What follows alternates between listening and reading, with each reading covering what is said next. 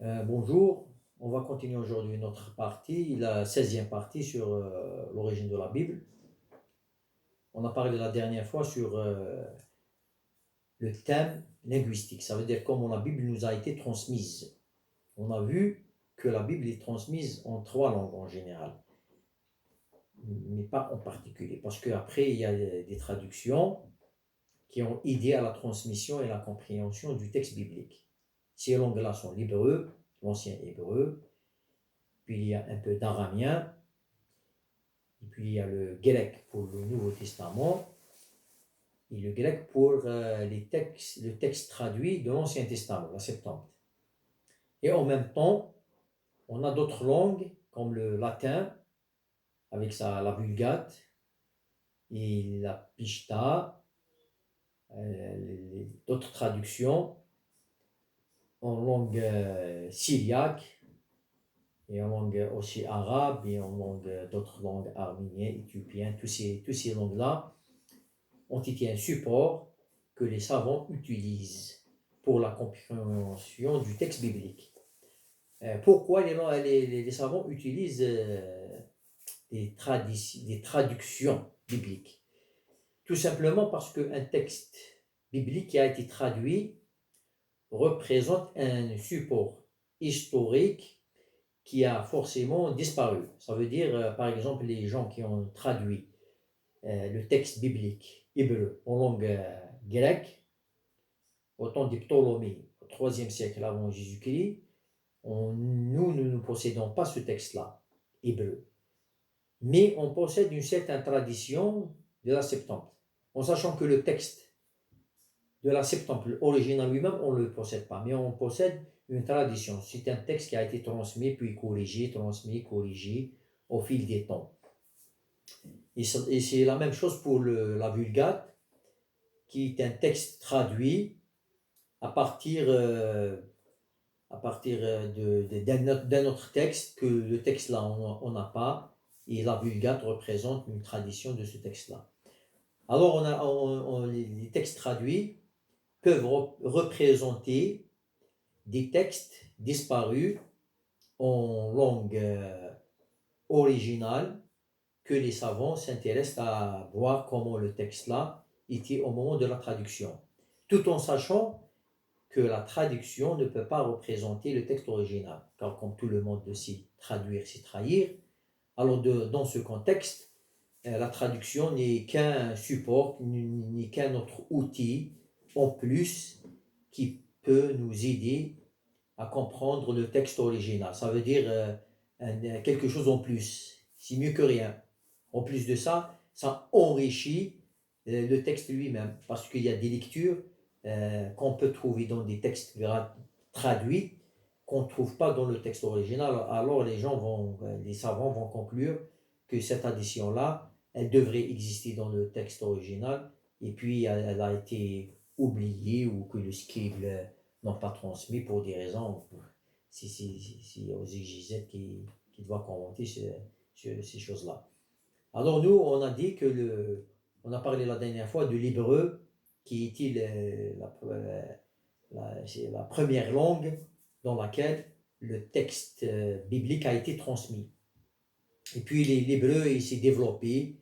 On a l'ancien hébreu, puis l'hébreu du temps de Jésus, qui est devenu une langue plus liturgique qu'une langue parlée, car l'hébreu a été remplacé par la langue araméenne. Il ne faut pas oublier que la langue araméenne, c'est une langue d'empire. L'empire perse parlait l'aramien.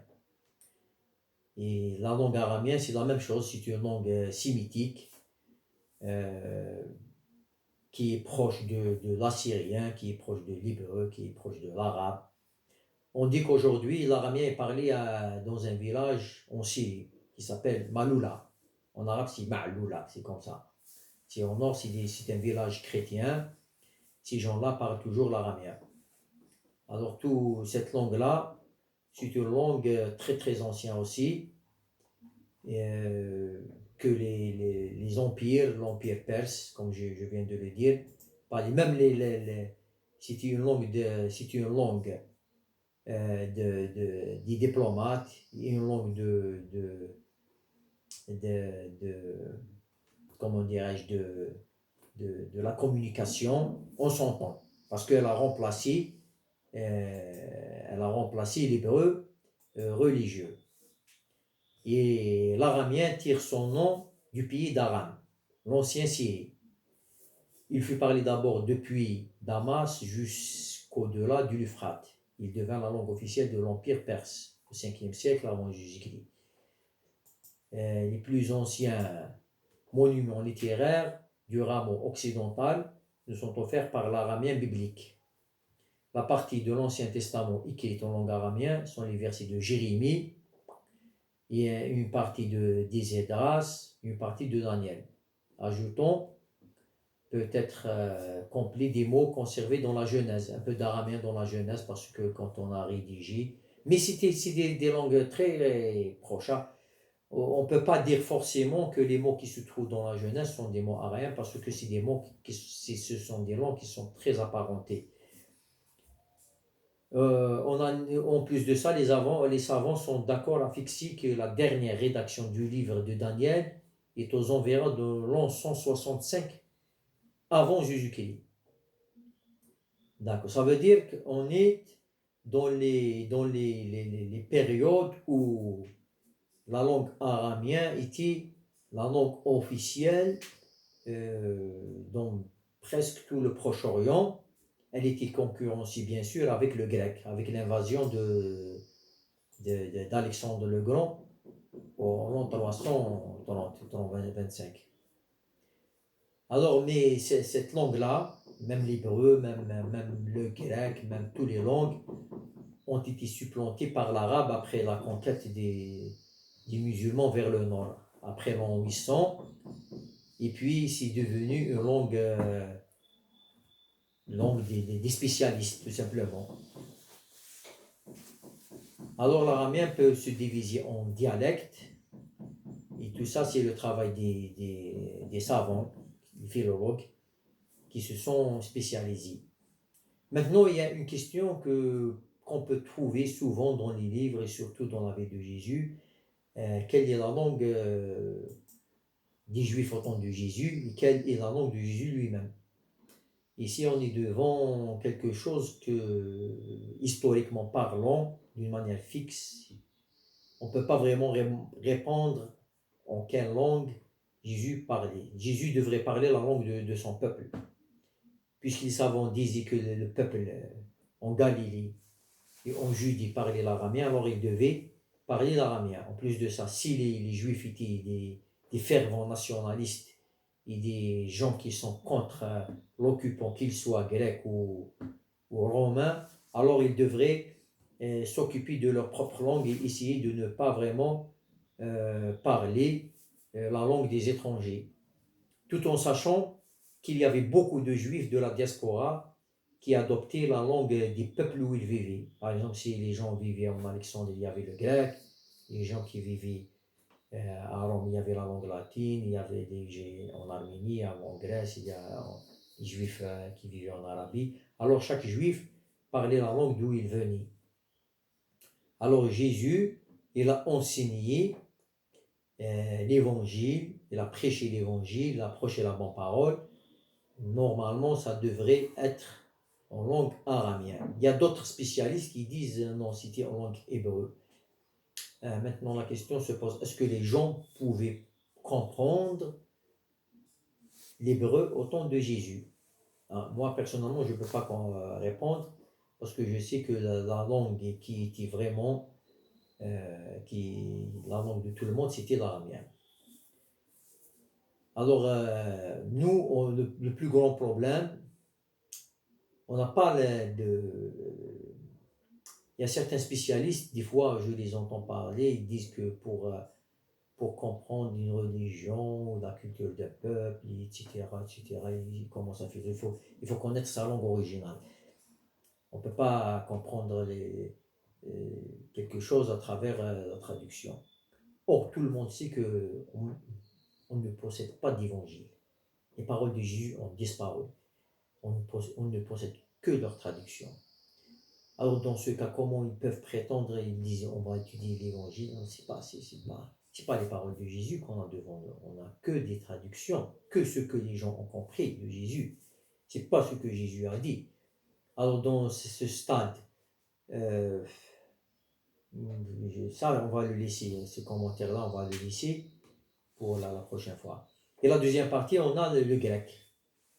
Le grec appartient à la famille des langues indo-européennes, à l'intérieur de laquelle il constitue une branche isolée. Ça veut dire qu'il y a une certaine originalité, présentant des affinités structurelles avec l'aramien et l'indo-iranien. Ça veut dire que la langue grecque, elle est proche des langues orientaux que des langues aujourd'hui, le germanique par exemple. Langue parlée par le peuple grec depuis les périodes archaïques. Puis il a été transmise par la civilisation hellénistique et les Byzantins jusqu'à la période moderne. La langue parlée par les Grecs anciens diffère en bien des aspects de la langue d'aujourd'hui. Et comme on sait, comme tout le monde sait, il y a son alphabet qui est connu. Et puis il y a le latin, si c'est la langue qui était parlée à Rome, antique, c'est le latinum, avec l'extension du pouvoir romain. Le latin s'est répandu dans tout le bassin méditerranéen et le latin littéraire apparaît au IIIe siècle avant Jésus-Christ. Et la chose la plus bizarre, on nous dit que Pierre et Roy, etc., ont vécu à Rome, puis il n'y a aucun écrit en langue latine avant le IIIe siècle. C'est bizarre, en sachant que la littérature de la langue latine a commencé au IIIe siècle avant Jésus-Christ. Alors, il y a des différentes périodes de ce développement, ce qui n'est pas notre sujet, mais on sait bien que la Bible a été traduite en langue latine et cette langue est restée et la langue de la diplomatie et jusqu'au XVIIIe siècle et elle resta la langue de la liturgie catholique jusqu'au milieu du XXe siècle. On voit que la langue latine, c'est une langue qui est très enracinée, soit dans l'Église, soit chez les rois de l'Europe, les royaumes et les rois de l'Europe, parce que c'est la diplomatie, c'est une affaire de politique. Et je crois que j'ai pu vous parler des 3 grandes langues, 4 grandes langues qui concernent la Bible directement. Et la prochaine fois, on va parler d'autre chose. Et j'espère que vous avez apprécié. Et à la prochaine. Et merci beaucoup.